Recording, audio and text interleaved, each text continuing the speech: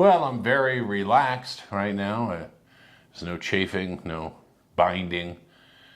Welcome to the Todd and Erin daily stream. I too am perplexed at where this is going, but happy to see you. I'm wearing my fat pants. Erin bought them for me.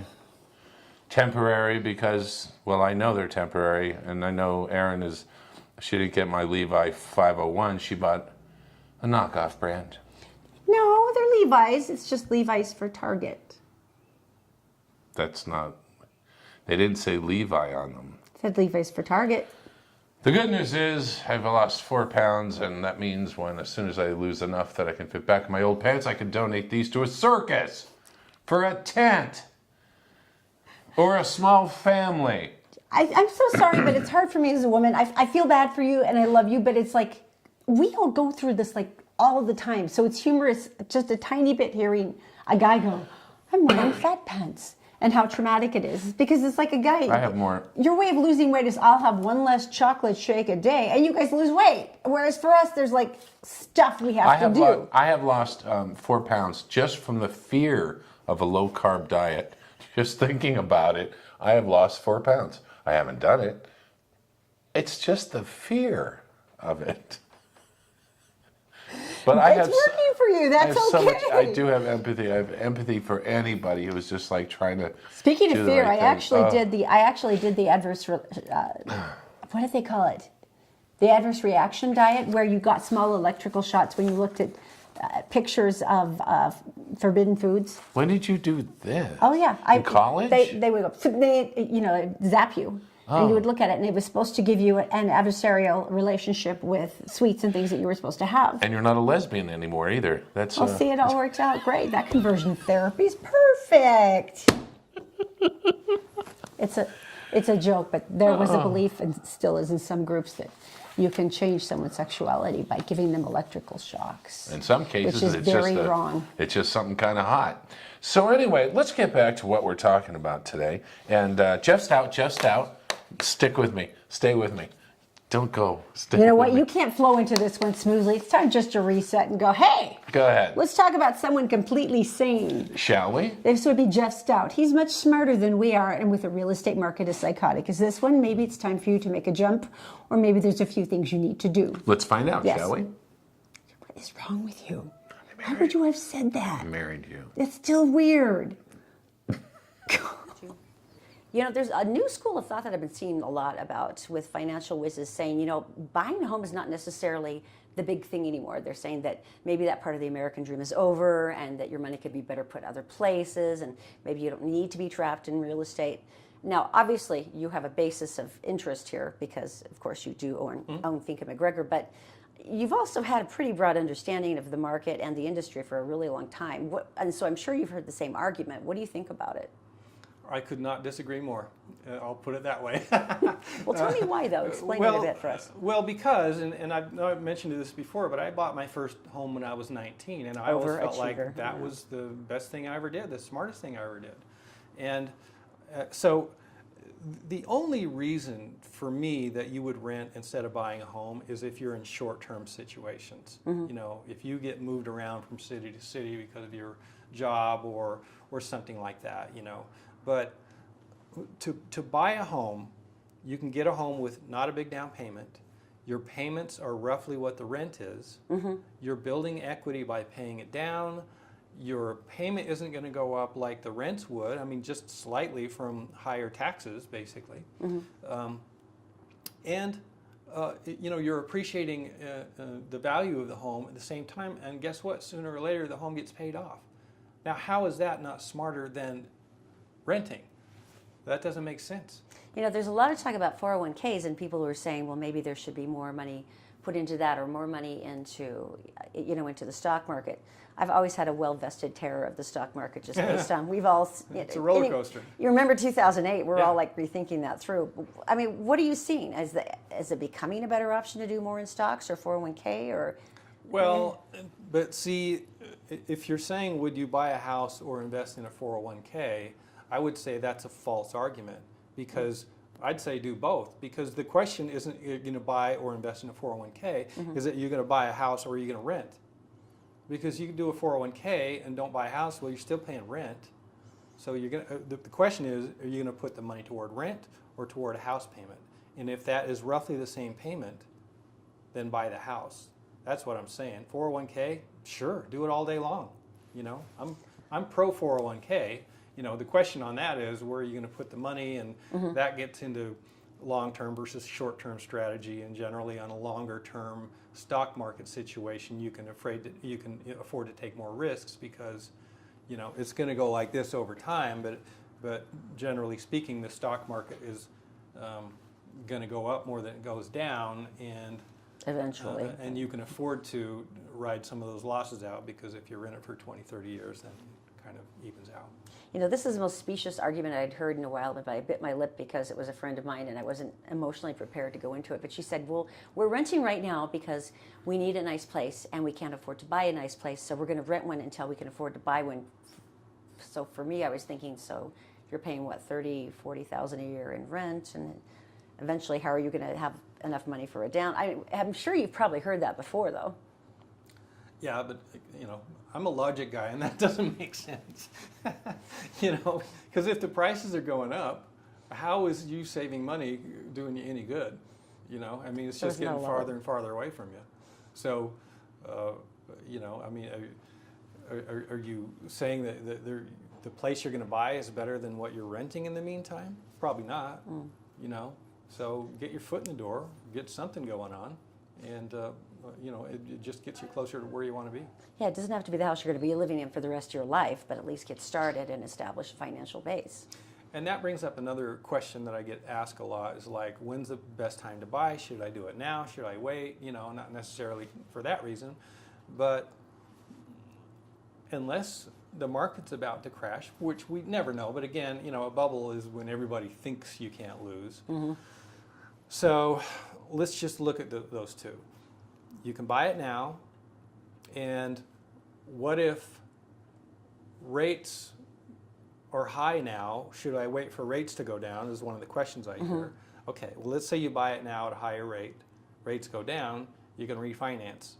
If you buy it right now at a lower rate, or if you don't buy it right now and you wait and the rates go up, well, you didn't missed save an anything. opportunity. Yeah. So, and then real estate, people fret about the property values going down, but I mean, in actuality, it rarely happens. So it's like, well, you can play that game, but generally speaking, it's a losing proposition. So my answer is usually do it now. Well, see, that's the funny thing, because I'm being essentially selfish, because Todd and I are actually trying to decide, should we try to do this now or not? Because when we sold our house, my brother was looking for something for us, and he went, I give up. There's nothing in the neighborhood you want, so you're going to have to hold out about a year or so. But frankly, we're at this point, we should buy. So is that the logical argument? If you can't find something close to where you are, just start moving further afield, and remember you can eventually move back? Or I mean, what arguments do you use with people who are like, well, I don't know, I should do it now? Because it does seem dumb to wait, I know. Yeah, I mean, first of all, I'm generally not trying to talk people into anything, but if they ask me, I will sure give my opinion, and that is it. It's like it really comes down to a long term. What do you want long term? You know, and if what you want long term to be in a home, by waiting, you may be pushing yourself farther and farther away from it. So, strong argument. Does that matter more to you than where you live for a few years? You know, and that's a personal decision. Okay. Any cautionary steps or things that people should know right now about the market or how things have changed in the financial landscape? Maybe you haven't jumped back in for a while and you're kind of new to home buying again. Is there anything new that they should be on the lookout for or prepared for? From a mortgage standpoint? Well, mortgages have loosened up a little bit. You know, when the big mortgage meltdown happened, 2008-ish, everything tightened up so much because, well, all the subprime stuff went away, and some of that stuff should gone away, but it's kind of like the baby got thrown out with the bathwater, because there are good reasons for a stated income loan if you're self-employed. You know, there are good reasons to loan people money that don't fit in those exact guidelines of a conventional or FHA or VA loan. For example, let's say you want to buy a house, you've got tons of cash, you've got money coming in from other sources that may or may not fit on a tax return, or may, you have deductions that minimize that, but you're putting 50% down. Now, in what world does it not make sense to lend to those people? But those, it's like everything went out, and slowly over the last few years, we've seen more and more stuff come back for.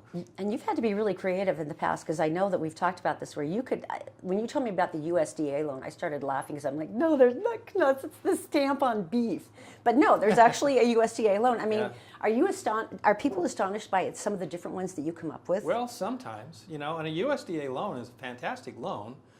But it's also known as a rural housing loan. And that, by the name of it, probably gives it away, but it has to be in a not high population area. So Salt Lake County, no. Davis County, no. But maybe Summit County, or Summit County, some places. Some areas, yeah, and I mean, you can get it in Tooele, you can get it in Eagle Mountain, Saratoga Springs, maybe down Payson and south of there, places like Morgan.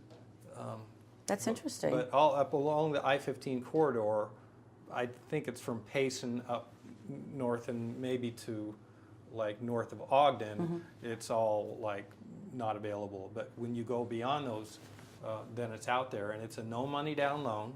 That's amazing. Very little mortgage insurance and very good rates. So it's a nice loan. It's also, if you make too much money, you can't qualify for that loan. So you have to kind of fit in that. But if you do, it's fantastic. Well, it's nice to know, though, that there's loans structured that are more affordable for people who don't make a boatload of money. But are there certain portions of the population that would be surprised to know that there's actually better incentives for them? I'm assuming, for instance, maybe military or ex-military, or certain branches of civil service. Are there some that you've like, no, dude, I've totally got this ready for you? Military loans are fantastic, the VA loans. Yeah, so if you qualify for a VA loan, that's the best one you can get. I think a lot of people don't the best know. loan you can get. I think a lot of people don't know what they're qualified for, which is kind of interesting. Like maybe there's I know a guy. work history or a past or something you may not know about that actually puts you into a better position. Are there other things that you're seeing people that they could qualify that they may not know is available to them? Well, it's funny because I mean there's a lot of misunderstanding and misinformation about the mortgage industry, and it goes from one extreme to the other. I mean, there are still people that think you cannot get a mortgage for less than 20% down, and there are also still people that think that you just should walk in with no money down and be able to get anything anywhere you want. And so Surprise. It's like those are two extreme positions that are neither 100% true, So that's what we're here for. All right, cool. So like once again, we've talked about this before, but you actually have a handy dandy 4-minute mortgage calculator. You run through this, and it starts at least giving you a base idea of what you could do and what you could get. Well, yeah, it's a 4-minute mortgage loan application. Okay. And so what's going to happen is you go in and fill that out, and then it comes in here, and we get to look at it and say, okay, I get a general idea. It looks like what they're trying to do. Here's what the debt ratios look like. Then we'll just give them a call and say, okay, here's what your options are. Okay, cool. So you can go through fink-mcgregor.com, but you also have a handy dandy separate. 4minutemortgage.com. Of course, that's And simple. I bought every domain out there, so it's the number 4, FOUR, number 4, MM.com, which we had to buy from somebody who was trying to sell 4mm tapes. Oh, believe it that's or so not. funny. Yeah, and they wanted, well, because that business was totally dead, but they saw 4mm money, might so come back. they wanted us to buy it, so we paid them some money to buy that. At least you made them happy. That's And something. I spelled mortgage wrong. I bought every possible combination. It's true, though, because you're right. No one remembers how to spell mortgage, especially at Well, midnight. A lot of people leave that T out. All right. Thank you, Jeff. This was fun. Oh, my pleasure. The Todd and Erin Daily Stream is brought to you by PC Laptops, with desktops and laptops starting as low as $7.99 with a lifetime parts and service warranty. They fix phones, too. Go to PCLaptops.com. I've been seeing this everywhere. Should I be scared? No, not at all. But you know what? I've never liked credit card companies. I'm not going to lie about it. I think that you spend all your time draining us dry. I'll be honest. That's what I think. However, Smith's has decided they're coming out against Visa. They said, we'll still take Visa debit cards because that doesn't go through the same thing. But they said the bank fees are so insanely high Right. for Visa credit cards that we're no longer going to accept it. They said Visa has been misusing its position and charging retailers excessive fees for a long time. Right. They conceal from the customers what Visa and its banks are charging retailers to accept Visa credit cards. So because it's missed, because their credit card fees are much higher than any other brand we accept, we've decided that we're going to refuse to take them anymore, which is kind of a brave move. It's like, Okay, we're now starting to push back now. I'm going to say a couple things really Okay. quick. The guy who fixes our car, if you use a card, will charge you 3% more to cover his costs. Totally understand it. Totally understand it. And so that's why we use a check or whatever. But they are putting us in the middle of it, aren't they? I don't see why. if we they're get taking around it. every possible other form. Right. I mean, how many people are really bound Chickens. to just a Visa credit card for payment? live that don't chickens. have, but who is really bound to that doesn't have like a checking account or something else? Yeah. They will take anything else. I mean, any other Right. credit card, cash and checks, electronic benefit transfer cards, some SNAP and WIC programs, health saving account cards. I mean, they said, we'll do it. But it is pretty funny though. So the Visa people have to push back, and Okay. they're doing it, of course, by blaming them. It says, it is unfair and disappointing that Kroger is putting shoppers in the middle of a business dispute. We care more about our customers than anything else. That's from Visa. All right, so anyway, let's talk about the student at SLCC. Well, this was really funny because, and it turned out to be such an awesome thing for this girl. She's in Louisiana. Louisiana. It's Caitlin Lovelady, which is, by the way, an awesome Southern name. And I Wow, would totally believe it because I Lovelady? lived there and they had names like that. Well, Caitlin Lovelady was applying for a community college. And so she went online, she typed in SLCC, submitted an application, and then paid a $40 fee to what she thought was South Louisiana City. Community College. Okay. All right. South Louisiana Community College. And she goes, I was just like oblivious. I went and filled everything out, and then I didn't realize till the very end of the application process it was in Salt Lake City. She's coming here. She goes, I was applying for summer classes to SLCC. Goodbye, $40. And this is the funny thing, though. She had said this That's on so Twitter, and funny. just like, I was an idiot and I'm frustrated. Right. She started getting these kind of things back. She goes, if you take a look at the tweet, she said, I had over 30,000 interactions with that. Positive, I There are hope. all kinds of different responses from people saying, come to Utah. Maybe this is fate. The Utah National Guard said, best mistake you'll ever make. Spencer Cox, the Lieutenant Governor, who I love, by the way, says, Caitlin, we don't know each other, but trust me when I tell you that might be the best $40 you've ever spent. Caitlin goes, like the Lieutenant Governor. That's pretty cool. That's pretty cool. But here's what was kind of interesting. Apparently, Salt Lake Community College just said, that's great. We're just happy you're furthering your education. If Right, you right. like, we can refund your $40. Oh, that's cool. An anonymous businessman went through the college and said, I'll pay for her to fly in and take a look at the college and see if she can come here, if she'd like to But go what if here. she was going to live at home and go to college? Well, they're going to figure Are you that going to be out. happy or not? This I is like am an awesome so thing. This is like a happy. happy mistake I am that so could change happy. this young woman's life, and it shows that we're all awesome here. Tell me something good time. Brought to you by PC Laptops. I believe that would be you. It is. And I find this interesting. I think this comes from California. And Grouse Mountain, I believe, is actually Vancouver. is it really? 8-year-old They have the boy. Whistler Ski Resort up there.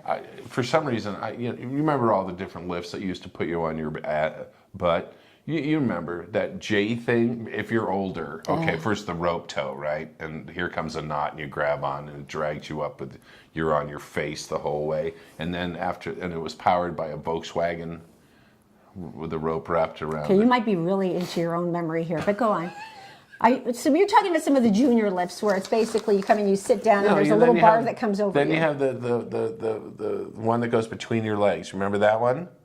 It looked like a big swingy thing, and you put it between your legs, don't think and we it ever dragged had you any up of like those, that. And that but was. maybe. And then there was the J bar that went underneath your butt, and that just threw you off at any random moment. You And had then a there's great the childhood chair. with Oh ski my resorts. gosh, I can see gotta that. tell you. And then of course the chairlift. And what happened was an 8-year-old boy somehow got turned around on it, and he's up in the air, and he's going, and next thing you know, he slips under the bar. And he's dangling. Someone grabs him and starts hanging on to him. Now this ended up 14-year-old James McDonald, 14 years old. and he had been having a great day until this moment happened. He is like 40 feet off the ground 40 feet. Yeah. Let's think about that. I don't know. That's not good. Break both legs, possible spine injury. If you land on your feet, and then you start going through all the problems. He is being hung on to. A younger skier and a bunch of guys to show up, and they just go, "Oh my gosh, we have to help. The lift has now stopped." And they looked around. But What the do you amount look of time around before for? ski patrol gets there to help them. I mean, this kid's And holding what on are and they? slipping out. And what are they gonna do? Treat him once he hits? Pretty much, So yeah. they're looking. Okay, woods. We have bows. How many bows? And these are like 12 to 13 to 14-year-old Right. kids. So one of the kids goes, we need a safety fence. You know the safety fences they use in the Olympics? The ones that the catch, orange ones? The one that Yeah. catch the skiers when they go out of bounds. Orange plastic mesh. Yeah, and yeah. they wrap in around you. They went and grabbed some and they brought it out and they took the poles and they wrapped them around the ends and they pulled it taut. Now, the smart thing the kids did, which I thought was really brilliant, is they reached up to the guy who was holding on to this 8-year-old and said, "Take his skis off." Yeah. Because if he lands, he could go, they could, impale all kinds of stuff. Yeah. And once that now, happened, wait a minute. The kid had to take him off because the guy's got a hold of him by the arms and he's got to kick. You know how you kick off your skis? Yeah. He's got to kick him off. and that poor little dude, I wouldn't even be thinking by that. I mean, that's amazing. And then the hard part. You have to let go. And if I'm the adult holding on to this child, I would be like, I don't think I can let go of my grip of this kid because I know he's still alive if I'm holding him, And Go Go but ahead. it has to be. You have to do it. But what happened then? You know. Read it. Oh, I forgot to tell you. The guy holding him is his father. And he has to let go. That's not scary at all. He's fine. And the boy let go. He landed safely, and that is unbelievable. And these are 12 to 14-year-old boys who thought of this. Went to the 12 hospital. to 14-year-old kids. Had some juice. Sat around for a while. Walked out. Went home. 12 to 14 years old, and you thought under pressure. Dad. Whew. It's always the dad that gets you, isn't it? All right, yeah, it I is. know, I'm sorry. Sandlot. This is kind of cool. There's some Comic-Con and Sandlot news. First of all, do you remember the big movie, The Sandlot? It was filmed here in Utah. Never seen it. I haven't either. But it actually is a hugely popular movie, and It's even gigantic. more so here in Utah. I know it's huge. It's one of the big nostalgia films, like The Christmas Story. And They it's, filmed a bunch of it in the Avenues. Did you know yeah, they that? filmed it up at Lindsay Gardens, which Yes. is a park that's close to our house. Yes. And I recognized it the first time I saw some of the promotional stills, and I'm like, I know what that is. But this is the coolest part. The director of The Sandlot just announced the film is coming to TV as a series, and it's featuring the original cast. So they haven't been doing Well, anything for how many years? Well, a lot of them, you know how it is. Sometimes you do well in Hollywood and sometimes you don't. As a matter of fact, the film celebrated its 25th anniversary back in August 2018. A lot of the cast members had come back to Salt Lake City to sort of celebrate. But they're not which going I to thought do was it sweet. current time. Well, this is tricky. David Mickey Evans, who's the writer and director, Right. announced that, I just sold the television show. Right. We're getting an order for the first 2 seasons. Nice. He says, I've already got all the original cast members back. It takes place in 1984. Okay, now when they're- stop. Well, here's where he explains. ahead, go Where ahead. they're like 33 years old, Yeah. and they all have children of their own. So it takes this cast into their Okay. mid-30s. Okay. And then they'll have children of their own that'll probably be around the age they were when they originally filmed The Sandlot. Let's do some math. Okay, 2019, right? They're going to go 1980 what? 1984. Okay, so how old are the people? Well, no, they They're were the children. actors. So they're children then. So we are They would talking be in their current time. They'd be in their late 30s, early 40s. So they can pull it off. So yeah, they're playing their age, and they have children. So it's a revisit of the original cast, but they have children of their own to continue the adventure. Okay. I think that's so cool. For big Comic-Con fans, which I always thought this was the stupidest thing ever. You may remember when San Diego Comic-Con sued Salt Lake Comic-Con. Number one, let's just be honest, because it grew really fast and they were scared of it. And they sued saying that people were confused between the two, which... No, Well, it got to the point where they actually, Dan Farr and Brian Brandenburg, who run Salt Lake Comic-Con, had to go to court. They had to go through all this mess. And the judge ruled, no, you can't use Comic-Con anymore. So that's why they've gone to the phrase Fan X. But they've actually got a bunch of celebrities on their side now who filed as friends of the court saying that was crap. Not only that, they've also got some major people like Wizard World, which is another huge Comic-Con style Right. event. They're all resuing, stating this is stupid. They said Comic-Con is a generic generic term that everybody uses, and you got to let this go. Right. And it's interesting. So they got Zachary Levi, who of course was in Thor, and he's about to play in Captain Marvel, which is really. Is it Marvel? And he was in Tangled. Oh, right. He's Shazam. I'm sorry, Zachary. I'm apologizing. Shazam. I would like to Manu Bennett, something. and then Kevin Sorbo, and they're all filed as friends of the court. No one gives a crap.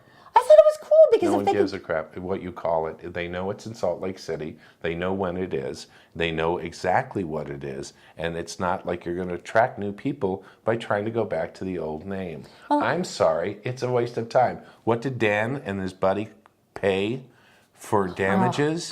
They actually, the Let damages. It go. No, that was actually not a big deal because San Diego Comic-Con had the gall to want to charge them like $14 million for a re-education campaign so that people wouldn't be confused between the two. And I'm like, you suck so hard. You know, it's one thing to sue for an infringement, but dress up like a unicorn. And the judge went, no, I'm not going to make them give you that money. It's based on Salt Lake City. That's all you need to know. We have the second largest Comic-Con in the country. That's awesome. And they're just pissy about it.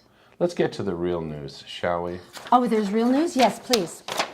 What's a card game that you like to play? Name it. Uno. Children, Uno. Name it two. Uno. Okay, that's. Sometimes poker, if there's adults who remember how. I could play poker. We've played poker a couple times. I like to call it here's my money. That's my little game I like to play. Bridge. Has anybody played bridge anymore? Or hearts? My Nana played bridge. Yeah, a lot of people get together and play bridge. They have a championship. We're talking the world's top-ranked bridge players. All right, now there is one, and according to the Associated Press, Geir Helgermo. How'd I do? Helgermo. Whatever. Geir Helgermo. Monaco was originally from Norway, but he was playing, and he was kicking some behind in bridge. Nice, congratulations. Now until November 20th. Dun, dun, dun, dun. Why? He was kicked out. His medals, titles were stripped. Did he cheat or something? Stripped. I'm saying stripped, I tell you. Stripped away. All of his medals and his... Why, did he cheat? What happened? Doping. What? Let it soak in. They test for doping in a bridge tournament. What would they be looking for? Performance-enhancing drugs, which he did not use, or she. What? I'm not sure. What? I don't understand. No, we're talking The about... substances were not performance-enhancing, but it's his responsibility to not take substances that are on the doping list. Now, they were talking testosterone, things like that. And all these things were on the list. And so basically, this is a category, say no doping. And it's bridge. And it's not boom, like you're lifting anything or running somewhere. It's bridge. Or it makes you smarter. It doesn't. Nothing really makes you smarter. It's not like you mix the cards and you and they just kicked out title strip doping in bridge. That's hilarious. I feel terrible for him, cycling. but that's... It's not cycling. You know, thank you, Lance Armstrong. Thank you so much. Bridge has now been affected by you. Other than like a cup of coffee, what could possibly be performance enhancing? I mean, Plus, you're playing bridge. I mean, you're sitting on your butt. And you're lifting a card. This is heavy. And they stripped him of all his titles and medals, and I'm like, okay. All right. Next time you go to the drive-thru, and I do this every time. I always say this when I do go to McDonald's and I get a burrito, morning burrito, breakfast burrito. I say, may I have 3 of those, and I would like 6 sauces. You are very specific about your hot sauce, and if I have ordered breakfast burritos for Todd without his hot sauce, it is a very sad day. He does not chide me, but he is disappointed and often will not consume said burritos. This is a serious issue. Deep down in my heart, I know, sweetie. I do loathe her.